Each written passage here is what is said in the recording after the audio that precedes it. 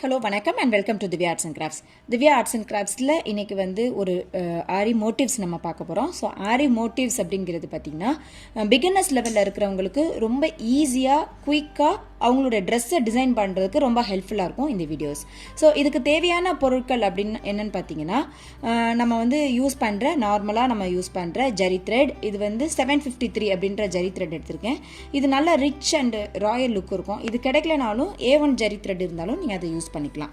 அதுக்கு அப்புறம் நம்ம வந்து இதுல ஃபில் பண்றதுக்கு டபுள் பெல் பிராண்ட்ல இருக்கிற silk thread யூஸ் பண்ண போறோம். நான் வந்து இந்த ரெண்டு கலர்ஸ்ல இருக்கிற silk thread வந்து யூஸ் பண்ண போறேன்.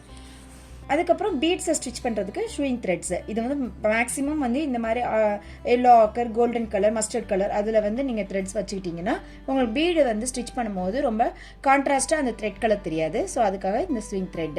அதுக்கு அப்புறம் இத வந்து ஹைலைட் பண்ண போறோம். நம்ம ஹைலைட் பண்றதுக்கு நம்ம யூஸ் பண்ற சுகர் பீட்ஸ். நம்மளா Dress கஸ்டமைஸ் பண்ணே இல்ல. இந்த மாதிரி சுகர் பீட்ஸ் வந்து நல்ல குவாலிட்டியான பீட்ஸா வாங்கிட்டீங்க அப்படினா வர்க் வந்து ரொம்ப பெர்ஃபெக்ட்டா இருக்கும், லைஃப் லாங்கும் இருக்கும். சோ இத வந்து நம்ம ஹைலைட் பண்றதுக்கு நம்ம இந்த சுகர் பீட்ஸ் தான் யூஸ் பண்ண போறோம். இதுக்கு அப்புறம் இது எல்லாத்தையும் ஸ்டிட்ச் பண்றதுக்கு ஆரி நீடில். சோ ஆரி நீடில் என்னென்ன நீடில் எப்படி இருக்கும், எப்படி யூஸ் பண்ணலாம் நான் நிறைய டீடைல்டு வீடியோஸ் வந்து நான் போட்டுருக்கேன். அத பத்தின டிஸ்கிரிப்ஷனும் நான் கீழ கொடுக்கிறேன். இது வந்து பாத்தீங்கன்னா thread யூஸ் பண்றதுக்கான நீடில். கொஞ்சம் வந்து ஹைட் வந்து கம்மியா இருக்கும். இது thread. இது வந்து பீட்ஸ் ஸ்டிட்ச் பண்றதுக்கான அயன் நீடில்.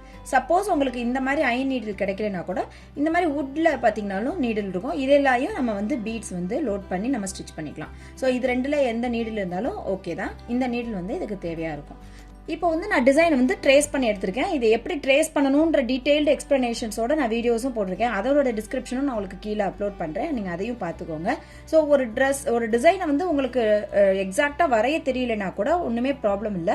அதை எப்படி வந்து பிரிண்ட் அவுட் எடுத்து அதை எப்படி ட்ரேஸ் பண்ணனும் அப்படிங்கற எக்ஸ்பிளனேஷன்ஸ் இருக்கும். அதை வச்சு நீங்க வந்து உங்களுக்கு எந்த இடத்துல இந்த மோட்டிவ்ஸ் போடணும்னு நினைக்கிறீங்களோ அந்த இடத்துல இத டிசைன் பண்ணிக்கோங்க. இப்போ வந்து இத நம்ம ஸ்டிச்சஸ் போட ஆரம்பிக்கலாம். வெரி ஃபர்ஸ்ட் வந்து நம்ம என்ன வந்து ஸ்டிச்சஸ் போடணும், எந்த இடத்துல என்ன ஸ்டிச்சஸ் போடணும், எப்படி போடணும்ன்றத ஃபர்ஸ்டே பிளான் பண்ணிக்கோங்க. இப்போ அந்த வகையில பாத்தீங்கன்னா இந்த இடத்துல நான் வந்து ஒரு ஸ்டோன் வச்சு ஹைலைட் பண்ணனும்னு நினைக்கிறேன். சோ ஸ்டோன்ஸ் வைக்கணும்ங்கிறதுனால ஸ்டார்டிங் ஸ்டேஜஸ்ல ரொம்ப கம்மியான அளவு க்ளூ எடுத்து ஸ்டோனை வந்து ஸ்டிக் பண்ணிக்கலாம். இத பண்ணிட்டோம் அப்படினு சொன்னா மத்த வர்க் பண்றதுக்குள்ள இது வந்து உங்களுக்கு ட்ரை ஆயிரும். அதுக்கு அப்புறம் நீங்க வந்து இது மேல ஸ்டிச்சஸ் பண்ணல உங்களுக்கு மூவ் ஆகாம பெர்ஃபெக்ட்டா வரும்.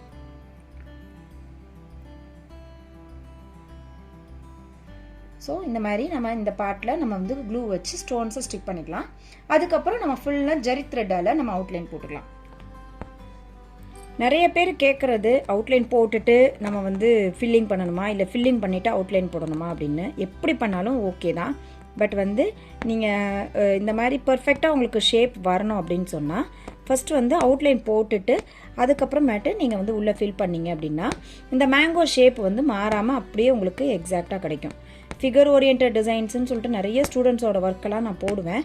அதில் வந்து நம்ம ஃபில் பண்ணுறது பார்த்தீங்கன்னா இந்த செயின் ஸ்டிச்சஸ் தான்.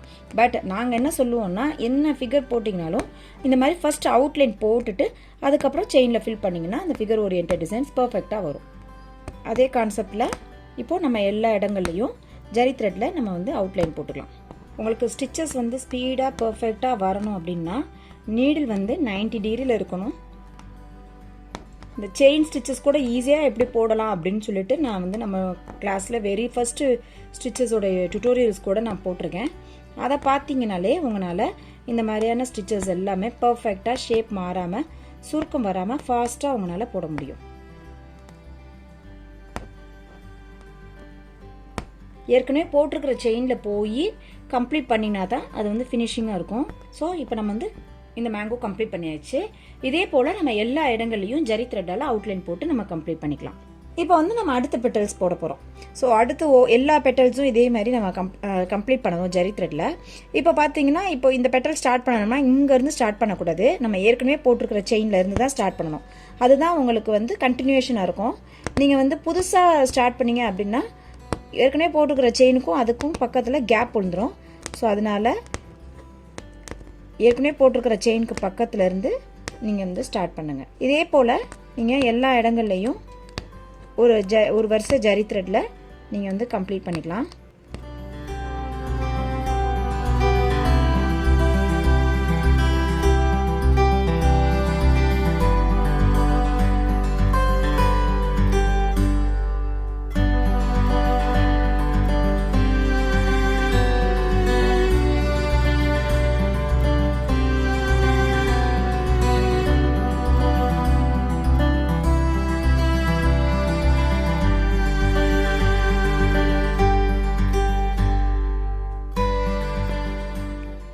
இப்போ வந்து ஜரி த்ரெட்டோட அவுட்லைன் பார்ட் எல்லாமே கம்ப்ளீட் ஆயிடுச்சு. அடுத்து வந்து நம்ம சுகர் பீட்ஸால் அவுட்லைன் போட்டுக்கலாம். இப்போது நான் வந்து இந்த மேங்கோ மட்டும் சுற்றிரும் நான் சுகர் பீட்ஸ் வந்து ஹைலைட் பண்ணணும்னு நினைக்கிறேன். ஸோ அந்த இடங்களில் மட்டும் நம்ம சுகர் பீட்ஸால் அவுட்லைன் கொடுத்துக்கலாம்.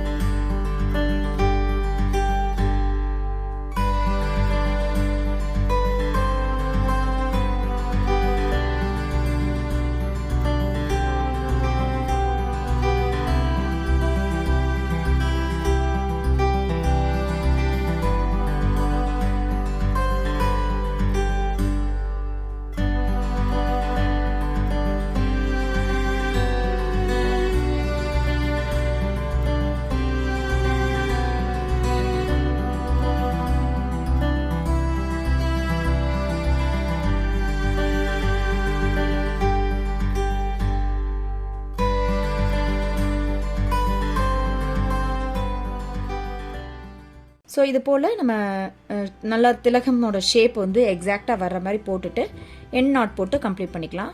ஸோ இது பீட் மேலே நாட் போடுறது நான் ஏற்கனவே சொல்லியிருப்பேன் வீடியோஸில். இதை வந்து இந்த பீட் மேலே கொடுத்து லாக் போட்டுக்கலாம். இதுவும் நல்லா ஸ்ட்ராங்காக இருக்கும். அப்படி இல்லையா நீங்கள் நார்மலாக போடுற லாக் படி போட்டுக்கலாம்.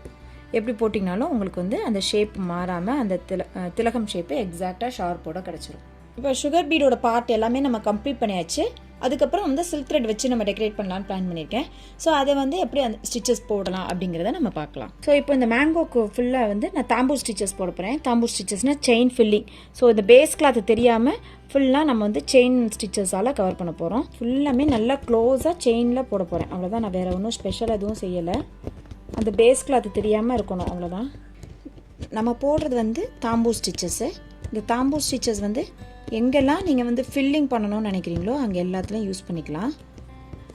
நம்ம வந்து ஃபில் பண்ணணும் அப்படின்றதுக்காக பீட்ஸ் எல்லாம் மூவ் பண்ணிட வேணாம்.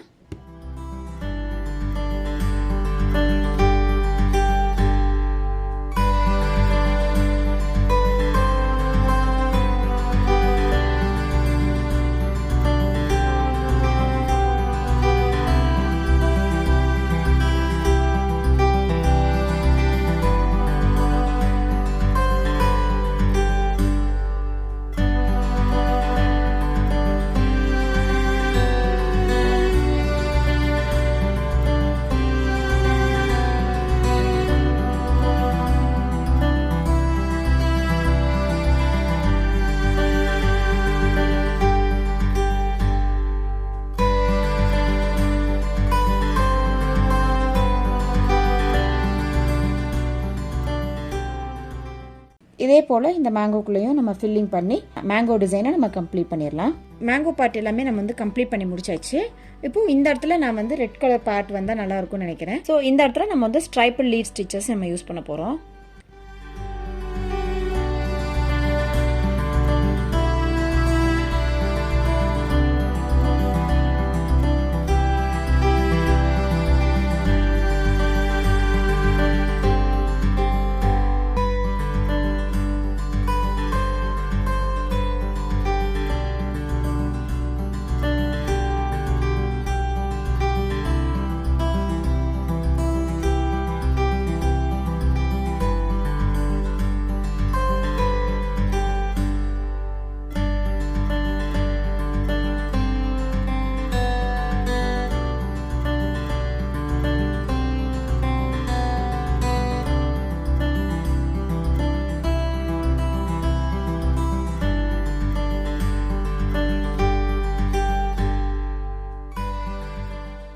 ஸோ இதே மாதிரி ஒவ்வொரு பேட்டர்னும் நம்ம வந்து ஸ்டிச்சஸால் கம்ப்ளீட் பண்ணிக்கணும். ஆரி ஒர்க்கை பொறுத்த வரைக்கும் ரைட் சைட் போட்டு தான் லெஃப்ட் சைட் போடணும், லெஃப்ட் சைட் போட்டு தான் ரைட் சைட் போடணும் அப்படின்றது கிடையாது. நம்ம வந்து ஃபில் பண்ணுறது எல்லாமே செயினில் ஃபில் பண்ண போகிறோம். ஸோ அதனால அந்த ஸ்பேஸுக்கு தகுந்த மாதிரி எப்படினாலும் நம்ம வந்து டிசைனுக்கு தகுந்த மாதிரி ஷேப்புக்கு தகுந்த மாதிரி இந்த ஸ்டிச்சஸை கொண்டு வரலாம். அந்த இடத்துல வந்து ஒரே ஸ்டிச்சஸால் நம்ம ஃபில் பண்ண போகிறோம். அது வந்து செயின் ஸ்டிச்சஸால் இருக்குது. இப்போ இதை வந்து நல்ல டீட்டெயிலாக நீங்கள் கவனிச்சிங்கன்னா இதில் போடுறது எல்லாமே செயின் ஸ்டிச்சஸ் தான். செயின் ஸ்டிச்சஸ் இல்லாமல் நான் எதுவுமே போட்டிருக்க மாட்டேன். ஸோ வந்து அதை வந்து அந்த ஷேப்புக்கு தகுந்த மாதிரி நான் கொண்டு வரேன், அவ்வளோதான். அதை வந்து நம்ம வெரைட்டியாக ஸ்டிச்சஸ் நேம் சொல்லி நம்ம போடுறோம். ஸோ இப்போ ரெட் கலர் பார்ட்டை வந்து நம்ம கம்ப்ளீட் பண்ணிட்டோம். இந்த ரிமைனிங் 3 பெட்டல்ஸ் இருக்கு இல்லையா, அதில் வந்து நான் க்ரீன் கலரில் நான் ஃபில் பண்ணலான்னு நினச்சிருக்கேன். ஸோ சேம் ஸ்டிச்சஸ் தான், ஸ்டிச்சஸ் வந்து சேஞ்சஸ் இல்லை, பட் கலர் மட்டும் நம்ம சேஞ்ச் பண்ணி போட போகிறோம்.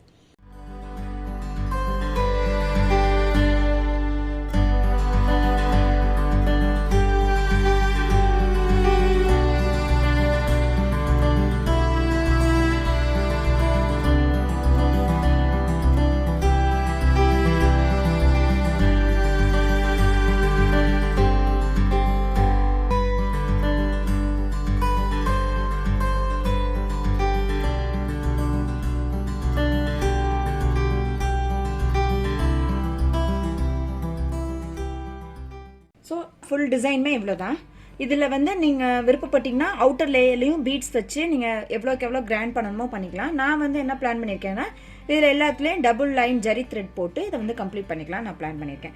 அடுத்தது வந்து எல்லா பிளேசஸ்லேயும் நம்ம டபுள் லைன் ஜரி த்ரெட்டால் போட்டு இதை கம்ப்ளீட் பண்ணிக்கலாம். இந்த அவுட்டர் லைன்லேருந்து நான் ஸ்டார்ட் பண்ணுறேன். நல்லா டபுள் அவுட்லைன் சொல்லிட்டு நம்ம சொல்லுவோம், அதாவது நம்ம போட்டிருக்கிற ஒர்க்கை நல்லா ஹைலைட் பண்ணி காமிக்கிறதுக்காக. இந்த இடத்துலையும் டபுள் லைன் வந்தால் நல்லாயிருக்கும் பிளான் பண்ணிங்கன்னா கீழே வரைக்கும் வந்துட்டு என் நாட் போட்டுட்டு திரும்ப ஸ்டார்ட் பண்ணுங்கள். சப்போஸ் இந்த இடத்துல உங்களுக்கு ஏற்கனவே டபுள் லைன் இருக்குது அப்படின்னு சொன்னால் நீங்கள் அந்த இடத்துல நீங்கள் போட வேண்டாம், கோவாக நீங்கள் கொண்டு வந்து கம்ப்ளீட் பண்ணிக்கலாம். இப்போது இந்த இடத்துல இல்லை, ஸோ அதனால் நான் வந்து இங்கேயும் டபுள் லைன் வேறு மாதிரி நம்ம போடுறேன்.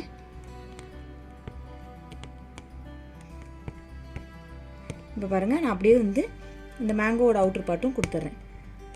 அவுட்லைன் போடும்போது நீங்கள் வந்து ஃபர்ஸ்ட்டு போட்டிருக்கிற செயினுக்கும் அடுத்து போடுற செயினுக்கும் சுத்தமாக கேப்பே இருக்கக்கூடாது. நம்ம சிங்கிள் லைன் போட்டிருக்கோமா டபுள் லைன் போட்டிருக்கோமான்றது தெரியக்கூடாது. அந்த லெவலுக்கு கேப்பே இல்லாமல் நல்லா க்ளோஸாக போடுங்க. அதுதான் இதோட ஸ்பெஷாலிட்டி, அவுட்லைனோட ஸ்பெஷாலிட்டி அதுதான். அந்த மாதிரி ஷேப்ஸ் எதுவுமே மாறிடக்கூடாது, அதுலேயும் ரொம்ப கேர்ஃபுல்லாக இருந்துக்கோங்க. மேங்கோட இன்னர் சைட்லையும் நம்ம அவுட்லைன் போடணும்னு தேவையில்லை, பிகாஸ் ஆல்ரெடி நம்ம வந்து சில்க் த்ரெட்டால் நம்ம ஃபில் பண்ணிட்டோம். ஸோ அவுட்டர் லைனில் மட்டும் நம்ம வந்து ஜரி த்ரெட்டால் டபுள் அவுட்லைன் போட்டால் போதும். அதனால நம்ம இந்த இடத்துல என் நாட் போட்டுட்டு அகெயின் இந்த லைன் ஃபுல்லாக நம்ம அப்படியே கம்ப்ளீட் பண்ணிவிட்டு இந்த டிசைனை கம்ப்ளீட் பண்ணிக்கலாம். ஆரி ஒர்க்கை பொறுத்த வரைக்கும் இப்படி தான் இருக்கணும், இதுதான் ரூல்ஸ் அப்படின்னு எதுவுமே கிடையாதுங்க. நம்மளுடைய கற்பனைகளுக்கும் நம்மளுடைய க்ரியேட்டிவிட்டிக்கும் தகுந்த மாதிரி எப்படினாலும் நம்ம டிசைன் பண்ணிட்டு போகலாம். ஏன்னா அது வந்து செயினாக இருக்கணும், ஒரே பர்ஃபெக்டாக இருக்கணும், ஷேப் வந்து மிஸ் ஆகக்கூடாது, அவ்வளோதான். அதை மட்டும் நம்ம ஃபாலோ பண்ணிட்டோம் அப்படின்னா எந்த ஒர்க்குமே அவ்வளோ அழகாக இருக்கும்.